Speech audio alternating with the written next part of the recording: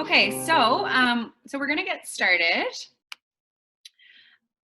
Welcome everyone to the Zoom conference today, and thank you so much to the Canadian Mental Health Association of New Brunswick for having me. Before we get started, I just wanted to mention that today is Giving Tuesday. So with this pandemic that we're in, the Canadian Mental Health Association of New Brunswick especially needs our help. And for these webinars to continue and for all the services that they continue to offer, they do need our help. So $17.50 actually does fund one person to take the New Brunswick's Living Life to the Full mental wellness program, or partially, sorry, and $35 completely funds one person. So if you can, if you're able, please do consider donating today on Giving Tuesday. And you'll see in the chat, Jordan, my assistant today, has put a link to donate just in the beginning there. So it's on the Canadian Mental Health Association website. All right, so we're going to get started. Today, we are talking about healthy eating, and we're going to specifically talk about some solutions to challenges that we may all be experiencing right now due to being at home, being isolated, perhaps being laid off or working from home. Our worlds have completely changed, and so with that comes an adjustment in the way that we eat and an adjustment in our habits. So we're going to be talking about those today. So my name is Nicole. I'm a registered dietitian here in Fredericton. And I own my consulting business, so I've been doing this in the city for about 12 years. And I also own the Simply for Life on the north side by Avalon. So that is my team there. You see Bridget, Jessica, and we are 3 registered dietitians, and that's my husband, Chris. And you can also see my belly there, my baby. So I'm expecting a little girl in 8 weeks. So that's been also very interesting through this time. Hopefully, let's see here. There we go. Okay. So I wanted to just very briefly, before I start, talk a little bit about my approach and who I am, so you know who I am and what I believe in. So like I said, I am a registered dietitian, meaning I do have training in nutrition at a university level and in science. So we do health consulting with clients one-on-one, wellness consulting, so supporting people with their health and wellness goals and weight loss goals, chronic disease goals as well. And we mostly work one-on-one, and we also do group things like this session or group programs. We do specialize in keeping healthy eating simple for people and enjoyable and sustainable for people. So we really focus on helping people develop habits and restore their relationship with food and with their bodies. We're not a diet, we're a habit-based program, and we don't believe in restriction. We really believe in adding more and how healthy eating can add more to your life rather than take away. So the plan for today's session is we're going to talk about habits. What are habits? How do we change them most effectively? We're also going to talk about building meals and snacks in a way that supports you absolutely best. If we have time, I will make a brief chat on supplements that may support you right now, mentally and physically. And then I want to leave 15 minutes for questions at the end to cover any questions that you have that are related to the conference, or even just totally random nutrition questions. I'm happy to answer and be here to support you that way. So hopefully that sounds good. I'm so happy to be here, and I so wish that I could see all of your faces to ask you questions and interact with you. So what I would really appreciate is for you to go into the chat box, and let me know before I get started what it is that you have challenges with when it comes to nutrition and healthy eating. So what your challenges are, what your struggles are. Let me know as well why you're here, what you hope to gain from today. And hopefully I can touch on all of these things during the talk. So just go ahead and let me know in the chat. And like I said in the beginning too, while I just wait for some answers to come in, if you can grab a pen and a piece of paper to take some notes, do that right now, and grab some water if you'd like, because we're settling in here for about an hour. Okay, so we are going to talk about balancing things out, and emotional eating, high protein snacks, emotional eating, yes. Great, feeling bad, falling off the wagon, nighttime eating, snacking when stressed, perfect. Relationships with food, okay, a few specific questions there. Okay, perfect. So any very specific question around your personal unique health, we won't have a chance to cover, but you can email me afterwards. Great. Healthy balance with food during this time. Great. Well, we will definitely be covering some of those things. Thank you so much. And you can keep the answers coming, but I'm going to move forward. Thank you. So some of the challenges that I'm seeing with my clients very much resonate with a lot of you that commented. So one main challenge is just lack of energy and lack of motivation. It's definitely nutrition is not our only priority right now. We've had there's a lot of stress and heaviness in the world. And so people are feeling that and are feeling low motivation for healthy habits. There's less routine for most people right now and a lack of structure. Whereas for most people, going to work Monday to Friday, being on a structured routine can actually really support our habits, because we are set in certain habits based on our schedules. So that's been a real challenge for people. Emotional eating has also been a big challenge for people.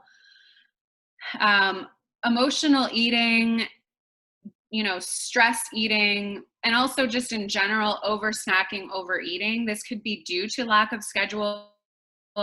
It can be due to more emotions flying and just more pressure, more heaviness, more stress. So these are challenges that are absolutely occurring right now in the situation that we're in. And to be honest, they are challenges that are very common all the time for people. Right now, they're heightened, I think. They're even more present, but they definitely are the most common challenges. So we are going to address these. And I want today for you to gain some takeaway that you can actually take from the session and implement into your day to try to support you in solutions to these challenges. So that's my goal for you today.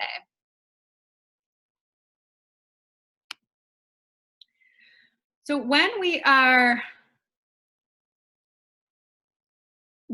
are looking to improve our health and improve our habits, the hardest thing for people seems to be consistency. Consistency over time is a real challenge when it comes to healthy eating. And part of the reason why is because we don't necessarily always focus on creating habits with the new things we're trying to implement. So we might do something very short term, and that just yields a short-term result and a short-term gain. So instead, we want to be thinking about what can we do long-term? How can we create habits into our day? A habit is very automatic. It's very effortless. It's like brushing your teeth in the morning. You don't have to necessarily feel motivated to do that. You just do it. So you can build habits when it comes to nutrition in the same fashion. And that's really what we want. We want to create that long-term change. So we're going to talk about 3 elements to support you in building nutrition habits or lifestyle habits. The first thing is that what you're trying to do needs to be enjoyable. It needs to be rewarding. So if you think about someone who is trying to eat better and they choose to eat salads every day, but there's someone who doesn't enjoy a salad. They don't actually like the salad. They're just doing it because they think they need to. They're not going to be able to stick to that for very long. So what we want to really include are habits that give us that sense of reward and give us that sense of enjoyment. So that way we will be able to stick to them more consistently and actually look forward to them. So another example would be with exercise. If you're someone who wants to be more active and you want to build in some physical activity into your day through this, choose something that you enjoy. So if you really despise running, don't go running every day. Try to find something that you look forward to and that gives you that sense of reward. So that's really, really important when you're looking at building new habits into your day. And I know it sounds kind of obvious, but it's actually something I see all the time is people doing things that they don't enjoy because they feel they have to for their health. Well, that's not going to stick. So we want to do things that we enjoy. The second component to building a habit is that it needs to be realistic for you and your lifestyle. So if you do something short-term, very intensely, and you're kind of white knuckling it through this process, that's not going to stick. And so anything that you do needs to be realistic for you to do long-term. And again, it sounds kind of obvious, but a lot of people do things that are very extreme. And when you really ask the question, it's not something that is realistic for them to maintain. So an example would be like meal prepping. So meal prepping for an entire Sunday every single week is something that is sometimes promoted through different nutrition programs or diet programs. But for most people are too busy to do that. Most people can't do that long term. And so that's not a realistic expectation. Neither is maybe exercising 7 days a week. It's not maybe realistic. Maybe 4 days a week is more realistic. And just remembering that any action forward, any progress is progress. And so taking those realistic steps forward is the way for you to build a habit and be able to stick to it. And then lastly, it needs to be sustainable long-term. So that really goes with the last point, but it's actually really asking yourself, can I do this long-term? And is this rewarding for me long-term? So sometimes it's bite-sizing those little goals that you have into smaller, more realistic changes instead of going all in right away with a full makeover of your diet and your exercise. Starting smaller is really key. Now, there is research actually showing that this is not just an idea, but it's proven that when we try to take on 3 or more habit changes at a time, we have a 5% more long-term success rate. So if I decide I'm going to exercise, drink water, do my meal planning every week, I have about a 5% chance of succeeding.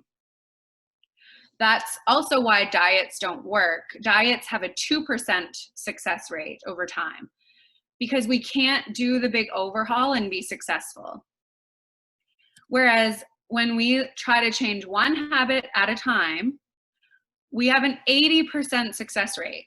So that's significantly higher.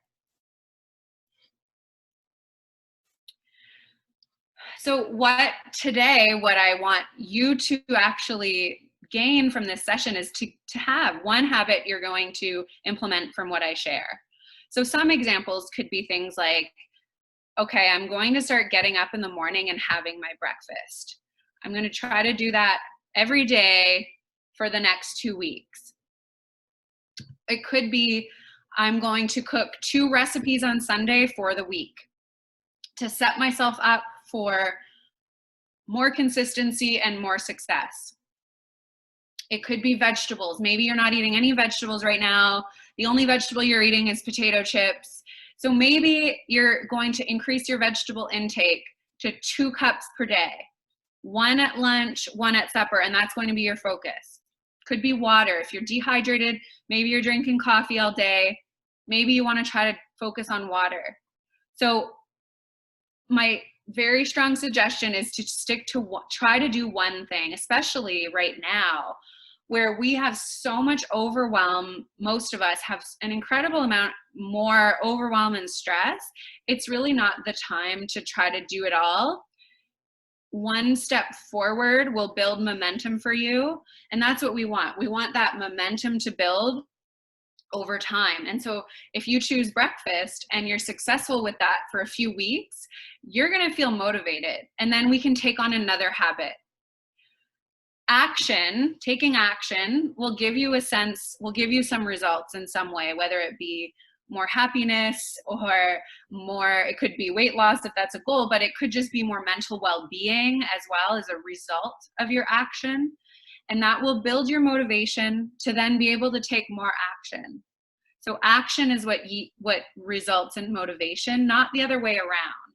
We don't start by feeling motivated, then taking action. We start by taking action on something that's realistic, and that will build motivation. So we want to think about why too, perhaps. Why would we bother with that? Why would we bother improving our habits? And thinking about our mental well-being and thinking about our health and thinking about whether those are values for us or not, and how we want to feel, how certain choices make us feel.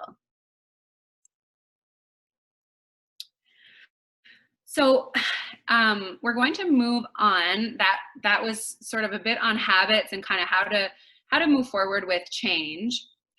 Now we're going to move into building meals that are well balanced as a solution for you for energy levels, for hunger, and for your mood throughout the day. So this is a key habit for you to really support perhaps some of your goals right now.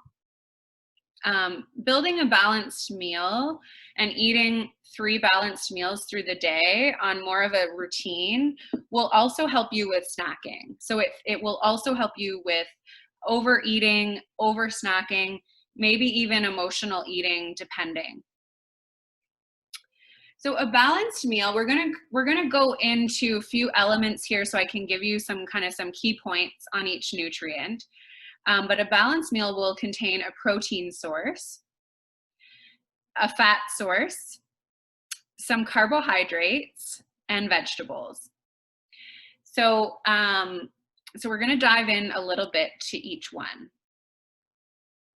And that picture there is a great kind of visual of what a balanced plate would look like. So at the top right, you see some protein sources, some beans, lentils, eggs, meat, fish, yogurt. And then the bottom right, you see some whole grains. And then that half of the plate would be vegetables or fruit.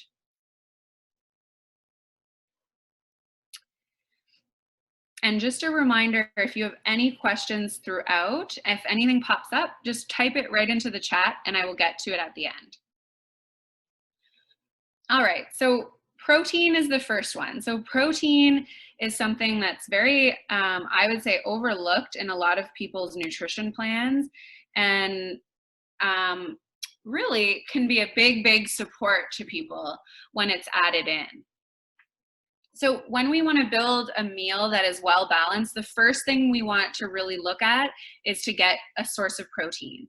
And the reason why is protein is the nutrient that keeps you the most full. So it's the hardest for you to break down. And so what would that do? Something that's hard to break down. Something that's hard to break down is going to give you good energy. So if it's hard to break down, it's going to stick with you for a long time through the day. And that's the goal, right? One of the big issues, one of the big challenges for people is that they feel hungry. Okay, it's not, I just ate breakfast, now I'm hungry again at 10 a.m. I just ate lunch, I'm hungry again at 1 a.m. or 1 a.m. Hope you're not eating lunch at midnight. I'm hungry at 1 p.m. or I just can't stop snacking. And so the protein sources will really help to keep you full. And they'll really help to, if you're full, your energy is also going to be balanced, your blood sugars are going to be balanced. What I see most commonly is that people actually mostly they skip protein in the morning. So you probably would get meat or fish at lunch and at supper, maybe. Mostly people are good at getting it at supper. So a lot of the times people skip it in the morning and at lunch. So you might eat toast in the morning, so that's no protein there. You might eat cereal in the morning, no protein. And then at lunch you might pick on, maybe have a peanut butter and jelly sandwich, or just like pick on different things through the day, and then you have a proper supper. So that's pretty common. So instead, what I would suggest for you is to try to get 3 meals in the day where you have a significant protein source. And so examples of that could be in the morning, could be eggs. So you could get 2 to 3 eggs in your breakfast. It could also be Greek yogurt. Greek yogurt, the reason that Greek is recommended is because Greek yogurt actually has 3 times more protein than something like Source or Silhouette, Activia. I recommend getting rid of those yogurts and really going for Greek, because that will actually, it will sustain you. Cottage cheese is another one that could be a breakfast option. Or if you're having something like oatmeal, you could add nuts and seeds, chia seed, flaxseed, just getting a little bit more protein and fat, healthy fat. So for lunch and for supper, again, we could do eggs here. It could be an egg salad sandwich. It could be meat or fish. It could be beans or lentils if you are including more plant-based options. So in a meal, a woman should aim for 20 grams of protein on average. So, and a man could do double. So basically that would look like about 4 ounces. So about a palm-sized amount. If it's meat or fish, or if it's something that you can measure like Greek yogurt or cottage cheese, aim for about 3/4 of a cup to a cup. So this is going to, for some people, be a big game changer, because if you're skipping protein twice a day, yeah, you're going to feel hungry. Your energy is going to be pretty crappy and low, and your mood may be low as well. So this is a really important one. The next component to your meal would be carbohydrates. Yes, Sheena. Greek yogurt in your smoothie. So if you're having I'm just going to go back up a bit because that's a good point. If you're having a smoothie, people skip protein very commonly. So you could do protein powder. That works too. Or Greek yogurt in your smoothie would be perfect. And so again, you want about 20 grams of protein. So about 3/4 cups of Greek yogurt will do that, and you'll feel more full for sure. Carbohydrates are demonized for sure in the dieting world and industry. However, they're very, very important for us to sustain our level of functioning and our energy level. And the reason for that is because carbohydrates are actually your brain's fuel source. Your body breaks them down into what's called glucose, and that is what your brain uses for energy. And it's also what your whole body uses for energy. So it's definitely not recommended to,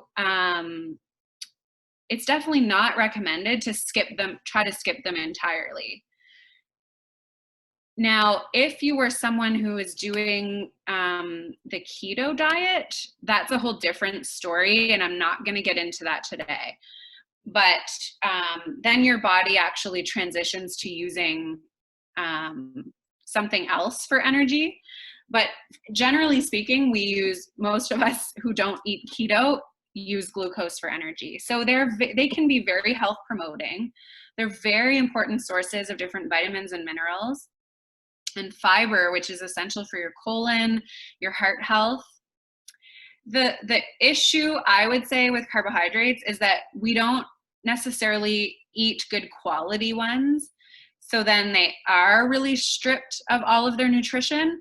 And then the other little issue with carbohydrates is that they are easy to overeat.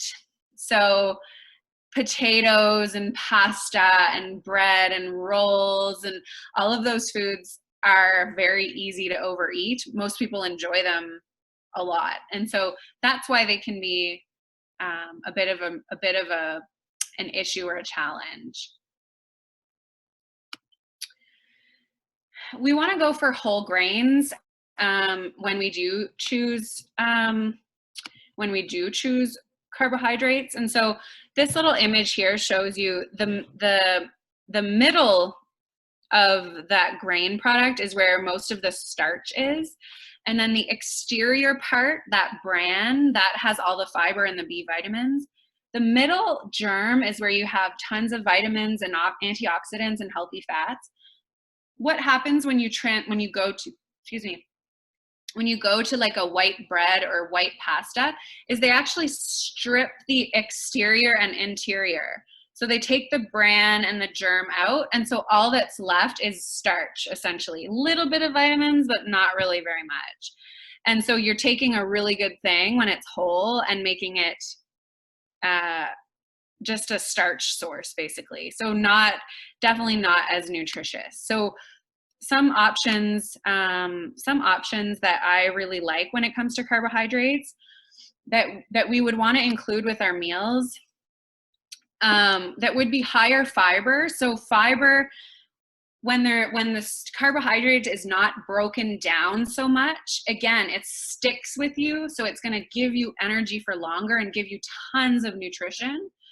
So there's a brand of bagels and bread that I love. It's called Silver Hills. And you can find that anywhere in any grocery store. It's frozen in the health food sections, or we carry it as well at Simply for Life North. Oats are another great one. Oats in the morning are a great grain product. Quinoa is another one I really like because it's higher protein too and very high fiber. Rices too, like black rice, brown rice, or even wild rice can be great. And you can get blends of wild rice and quinoa that I really like. Starchy vegetables are a great carbohydrate source. And again, they're very high fiber. So like sweet potatoes, potato, carrots, beets. And just a little tidbit for you, sweet potato and potato are actually the exact same pretty much when it comes to carbohydrate content. So again, people kind of they always try to eliminate their carbs, so they cut out potato thinking potatoes are bad and they eat sweet potato, but sweet potato is actually the exact same. Potatoes and sweet potatoes nutritionally are very similar and both great. Fruit is also another carbohydrate source.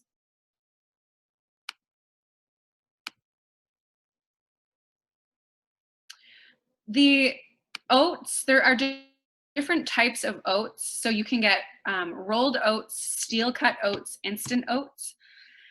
The main difference is actually just the way that they're chopped. So a steel cut oat takes the oat groat and chops it once, whereas a rolled oat is actually, the oat groat is steamed and rolled. And then an instant oat takes the rolled oat and presses it even more so it cooks faster. So nutritionally, there actually isn't much difference in the different types of oats. It's just that the steel cut, it takes forever to cook, so it does get digested a little bit more slowly, but the most important thing with oats would be just to get oats, whether it's a quick oat or a rolled oat or a steel cut oats, without the added sugars and oils and stuff that you get in some of those instant packages. So just read your labels. Just read your labels, and then you'll see what the ingredient lists are. Sweet potatoes are recommended for people with diabetes. Can you talk about that? It's a carbohydrate source. So sweet potato and potato is essentially the same. So I'm not sure. I'd have to get more information from you on that. Okay, we're gonna go to vegetables.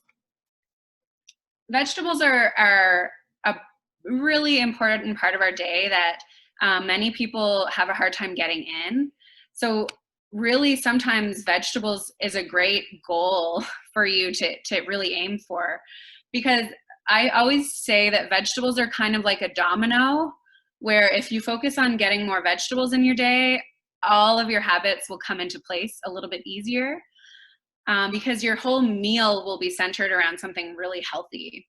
So vegetables, we all know that they're extremely full of vitamins and minerals, but another benefit that you may not have thought of is that they actually really help to keep you satisfied too. So they take a lot of volume in your stomach, and they help to keep you satisfied, which again will help with snacking, overeating, and weight gain and choices that we make. So focusing on vegetables is a really good thing. These are some of my plates here. Was this one too? No, that was not mine, but these ones.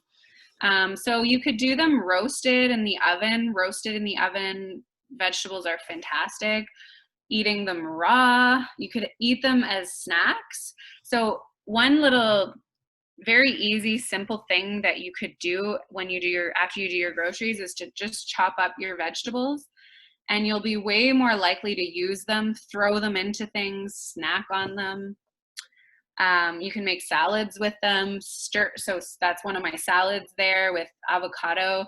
You could stir fry them, throw them into your smoothies. Spinach is great in a smoothie, kale, or omelets. So mixing it up, getting some variety is really the key here.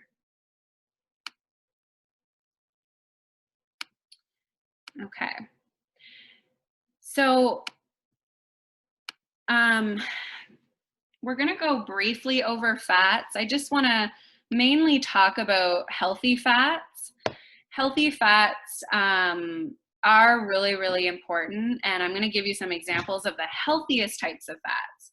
So fats in our diet are really important, and if you're someone who has dieted in the past, or even just tried to improve your eating, it's possible that you worked on eliminating fats from your diet. So gone low fat, or the low fat fad kind of in the 80s.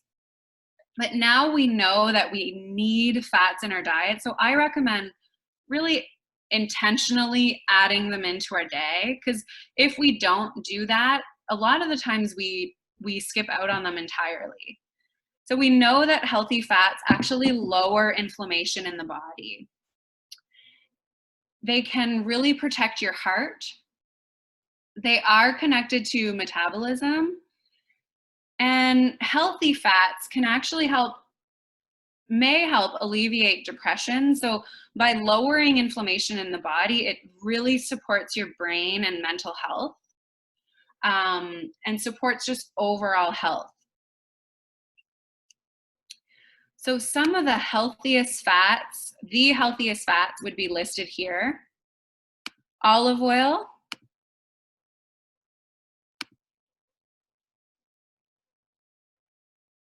Sorry, I'm a bit distracted by the questions. Keep them coming because I'm just trying to see if there's any that I want to answer right away. Okay, these are great questions. I'll cover them all. So olive oil. Olive oil, we don't want to cook too high temperature with olive oil. Olive oil is pretty sensitive to heat and to light. And so if you're cooking at 400, let's say you're roasting something, I wouldn't use olive oil. I would stick to lower temperatures. So let's say around 300, 325, 350. Olive oil would be fine, but after that it starts smoking and you actually lose the benefit. Avocado oil would be my second choice.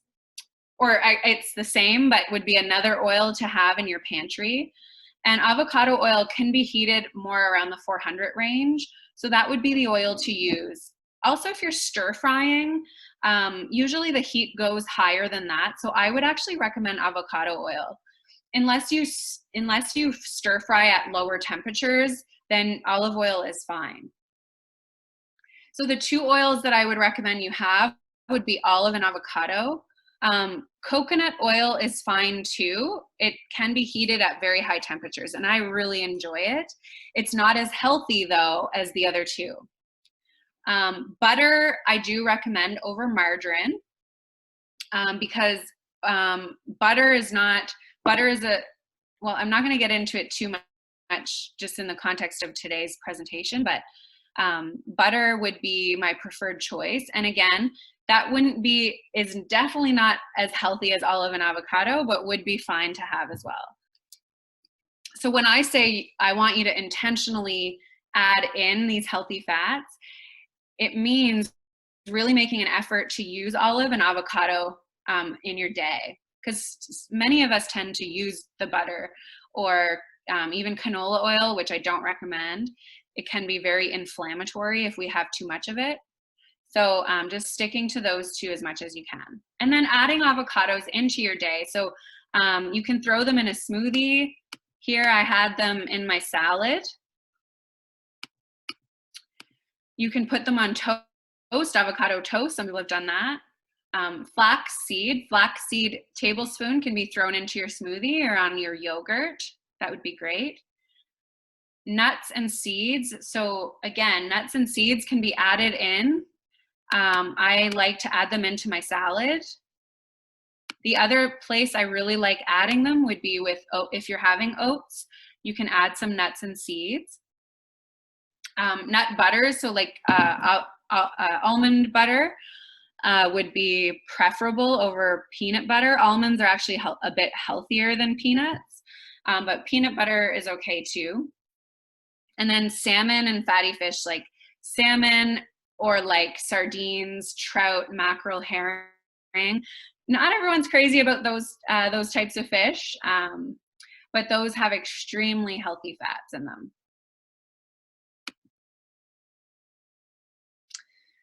So just to recap that section before we talk about snacking, 3 balanced meals per day. So look at where you are right now.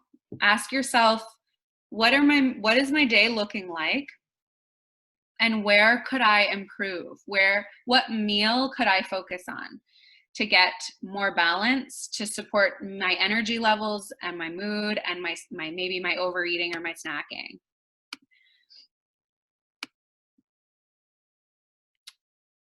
Protein, again, is what will keep you the most satisfied, control your blood sugar levels, maybe even help with cravings and mood. Fat sources we want to intentionally add in, create Someone mentioned making your own salad dressing. I will actually share a great salad dressing handout with it has a lot of olive oil recipes. I'll send that over to Jordan. Carbohydrate sources. Again, we want carbs in our day. It's just the portion and what we have is important. And then vegetables. We want to make sure we're having, I recommend the 2 cups per meal, but it's just moving forward from wherever you are right now that's most important. How do we do this consistently? So how do we make sure we get those 3 meals in consistently? Does require some planning ahead, especially if you're really struggling with this right now. In my opinion, planning ahead is a really key habit. So before you go to the grocery store, especially in these days where the grocery situation is very kind of feels complicated and stressful. So before you do that, before you go, take a little calendar, kind of like the image that I have here, and think about, okay, what do I want for my breakfast, my lunches, my suppers? Maybe involve your family if you have a family to plan with, and just think about a few options, maybe a couple recipes. Preparing ahead can be really helpful too. I don't believe in preparing all of your meals for the week. That doesn't, well, for some people that works. For me personally, that doesn't work. But I do feel sometimes preparing a few things in advance can be helpful, like maybe a chili in the slow cooker, maybe cooking up a bit of meat ahead of time, or making a few salads ahead of time and chopping up vegetables. So doing a bit of preparation can be helpful. And again, just kind of thinking about maybe 1 meal at a time. If you're just sleeping in, skipping breakfast and then snacking all day, maybe you want to just focus on getting up in the morning and having a breakfast as an example. We want to figure out, every individual person has a different schedule that works for them. There's no one size fits all with any of this stuff. So figure out what works best for you with your meals and with your snacks.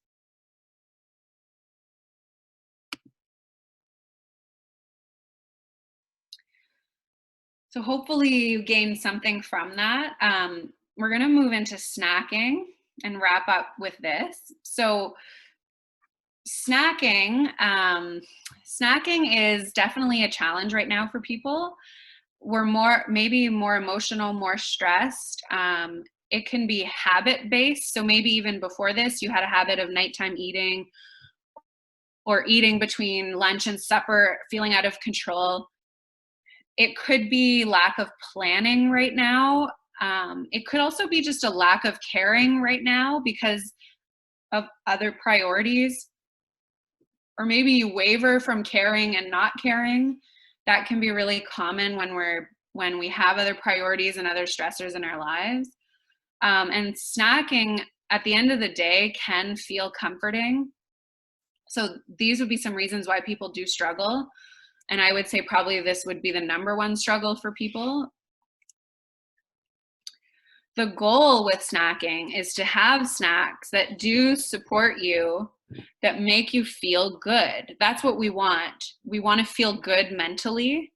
We want to feel good physically. And so snacks that are nourishing, that are an act of self-care, are taking care of you, are going to support you. And snacks that are satisfying are going to support you. Some people do well by planning snacks into their schedule. I have a piece of fruit in the morning, I have a smoothie in the afternoon. Some people don't need to snack, and that's okay too. So I'm going to give you 4 strategies on emotional eating. The first one we already covered. We want to make sure you're well nourished. So that's what the meal balancing does. That's what those 3 meals a day do, because if you're actually just hungry and you're deprived of nutrition and nutrients, you're going to want to snack. You're going to snack maybe out of control because your body's not nourished and you're just actually hungry. So making sure you're getting your meals in. Number 2 is to incorporate more self-care into your life.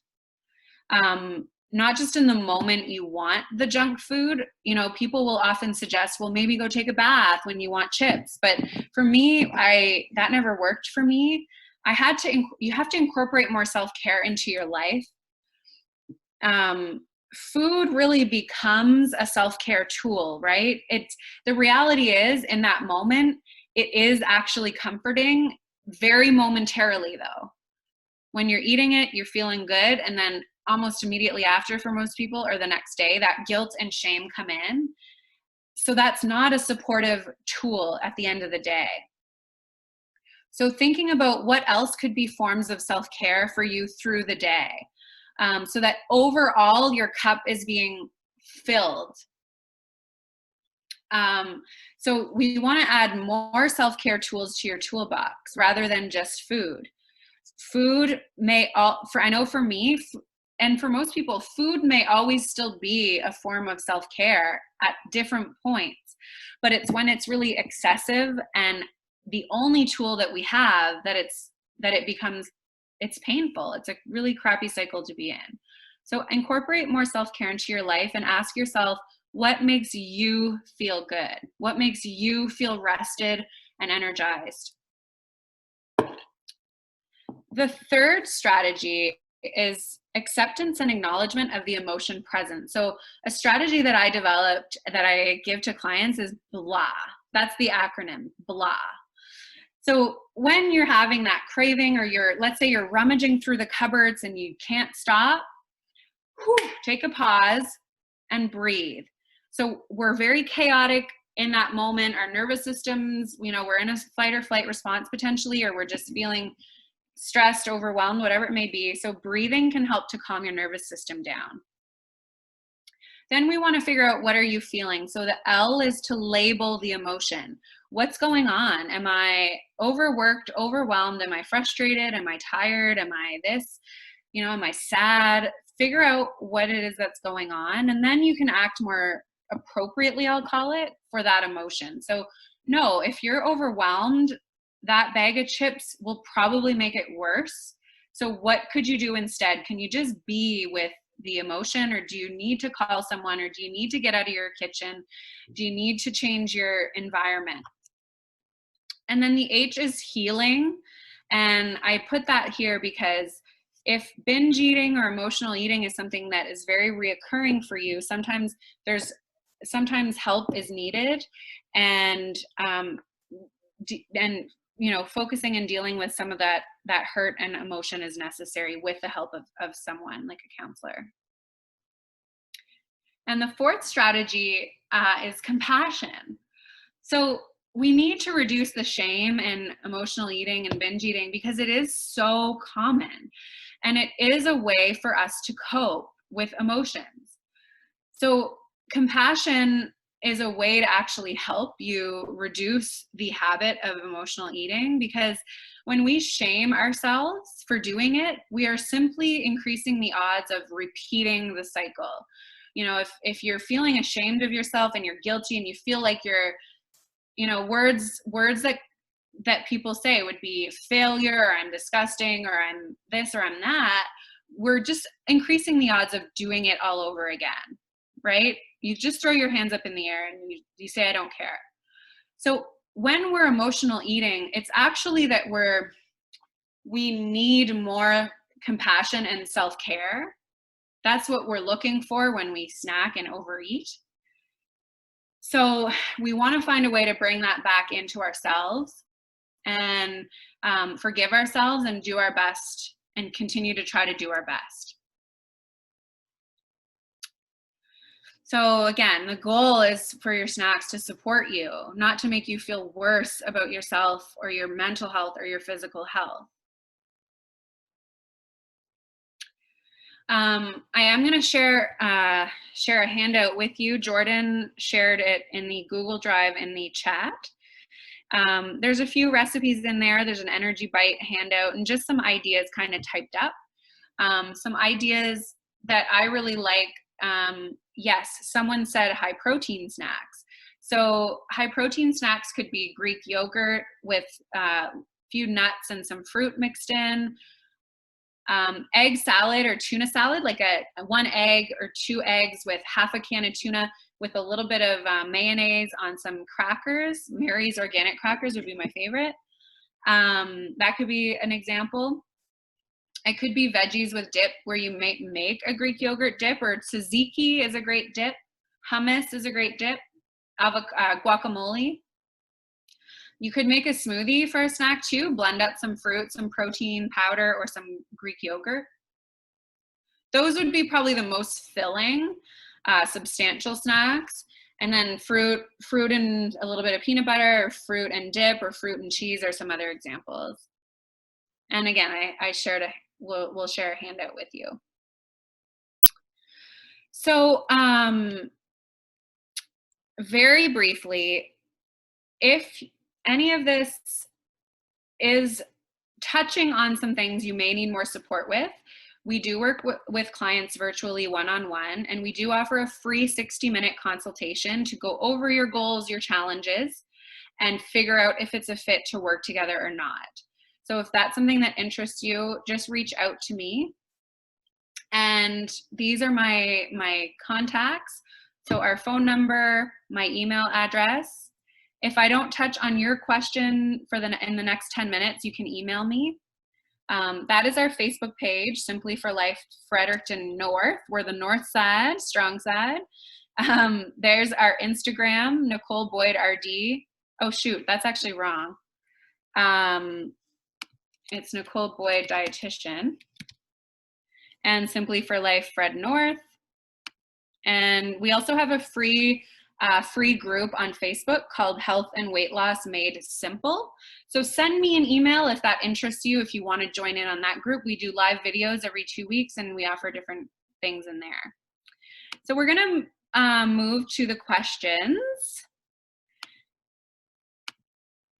And I guess if people who don't have questions want to trickle out, I just wanted to thank you for today, and I really hope that you gained something from my talk today, and I just want to thank you for being here. So, so some of the questions, okay. All right, so.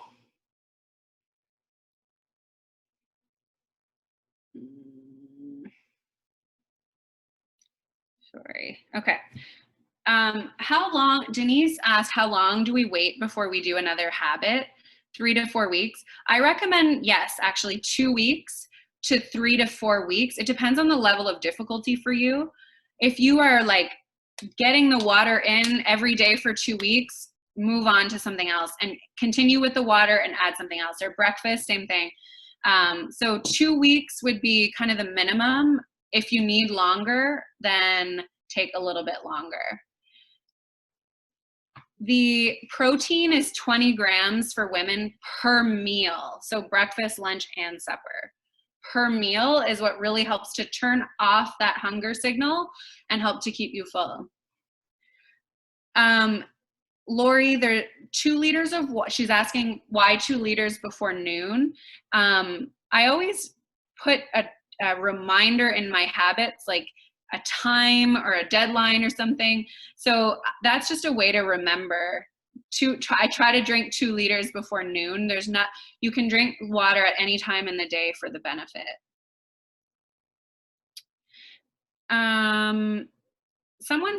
Sheena's asking about calories in Greek yogurt compared to source. Yes, there are more calories, but overall you're going to eat less because you're going to be more full. So in this instance, we want to look at quality and the overall benefit versus just the calories. Source yogurt to me is just a nothing food, doesn't serve any purpose really, so I don't recommend it. Someone's asking, Diana's asking about eating after 6 o'clock. Does this make any difference? Okay, so there is some benefit to fasting, like not eating for a period. So if you're done at 6 o'clock and then you don't eat again until the morning, you're giving your body a nice rest period, which can be beneficial potentially. I wouldn't stress about it though, because it's not the most important thing. For example, my husband and I work, since we opened the business, we work until 8 every day. So we only eat our supper at 9 o'clock at night. It didn't cause weight gain because the total of the day is what matters the most over timing.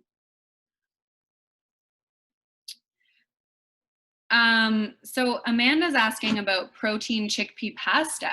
Yeah, I love that as an option because with the chickpea pasta, you're actually getting some carbohydrates, some fiber, and you're getting tons of protein. So I love the chickpea pasta as a great alternative to pasta. It's also way more filling. You can't, you know how when you eat white pasta, you can eat endless amounts of it, or I can anyways. The chickpea pasta is so filling, so it helps to control the portion too. Okay.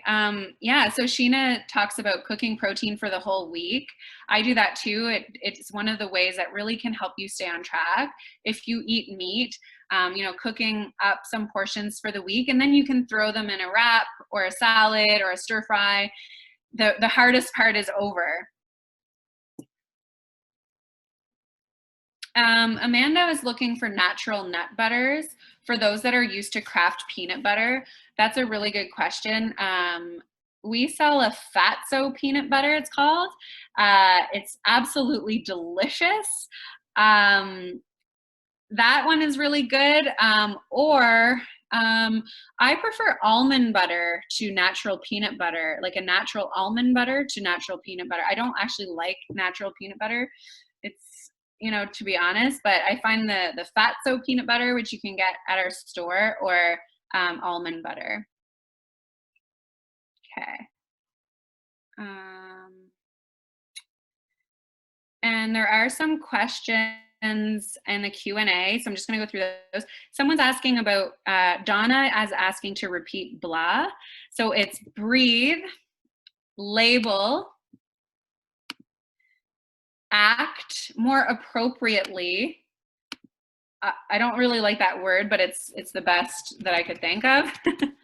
And then heal. Oops, label, act, and heal. Okay, so Amanda is looking for ideas for oatmeal. Yeah, okay, so my ideas for oatmeal, this is kind of my trick with oatmeal. You have to have fruit in there. So berries, apple, some kind of fruit chopped into it. And then the other component is nuts. So I like having a nice crunch. So you can add almonds or walnuts, or you could also do peanut butter or almond butter and mix that in. And then the other piece is a little bit of maple syrup, like a couple teaspoons, or honey won't hurt you either. So if you actually Google overnight oat recipes, those are great too. So just mix up the fruit that you're adding in, mix up the nuts that you're adding in, and a little bit of sweetness, and you're good to go. So any follow-up questions? We can take a few more minutes. And other than that, I think I covered everything. Again, email me. My email's there. If I didn't go over your question, just send me an email and I'm happy to help. How much water per day? So Pierrette, generally speaking, 2 to 3 liters is enough for most people. So that would be, this is about half of a liter. So I try to get through 4 of these. A great way to tell if you're hydrated is the color of your pee, actually. So your pee should be the color of lemonade. If it's darker, like apple juice, you're dehydrated. But I would start with 2 liters per day as a great, most people, that's enough. Okay, well, thank you so much, everyone. Thank you so much to the Canadian Mental Health Association of New Brunswick for having me. And again, remember that it is Tuesday. Oh, I'll just pull that slide up again.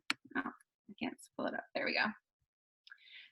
Giving Tuesday, and if If you want to make a donation, Jordan included it in the link in the chat. And again, follow up by email if I didn't cover your questions, and I'm happy to help. And I hope everyone takes care and gained something from today's talk. So have a great day. Thank you so much.